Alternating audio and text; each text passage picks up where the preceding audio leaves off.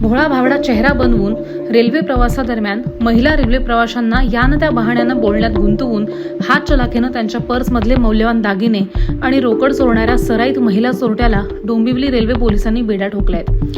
वैशाली सचदेव असे या महिलेचं नाव आहे। वैशाली ही रेकॉर्डवरची गुन्हेगार आहे आणि तिच्या विरोधात ह्या आधी सुद्धा चोरीचे अनेक गुन्हे दाखल झालेत, अशी माहिती डोंबिवली रेल्वे पोलिसांनी दिली आहे। रेल्वे प्रवासादरम्यान लोकल गाडीमध्ये महिलांच्या डब्यात महिलांना बोलण्यात गुंतवून गर्दीचा फायदा घेत हातचलाखीनं महिलांची पर्स आणि मोबाईल फोन चोरी होण्याच्या घटना वाढलेल्या होत्या आणि या वाढत्या घटनांच्या पार्श्वभूमीवर डोंबिवली रेल्वे पोलिसांनी लोकलमध्ये प्लॅटफॉर्मवरती गस्त वाढवली होती।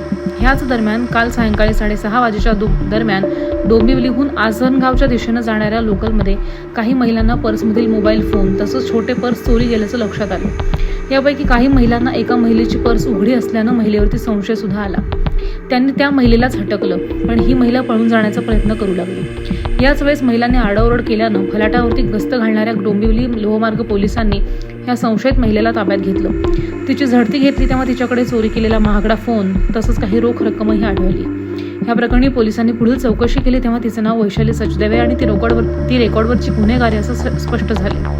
तिच्या विरोधात याआधी सुद्धा रेल्वेत महिलांच्या डब्यात महिलांना बोलण्यात गुंतवून त्यांच्या पर्समधून सोन्याचे दागिने, छोटे पर्स, मोबाईल फोन, रोख रक्कम चोरी झाल्याचे गुन्हे दाखल असल्याची माहिती पोलिसांनी दिली आहे। डोंबिवली रेल्वे पोलिसांनी वैशालीला बेड्या ठोकल्या आहेत आणि ह्या प्रकरणी डोंबिवली रेल्वे पोलीस पुढील तपासही करत आहेत।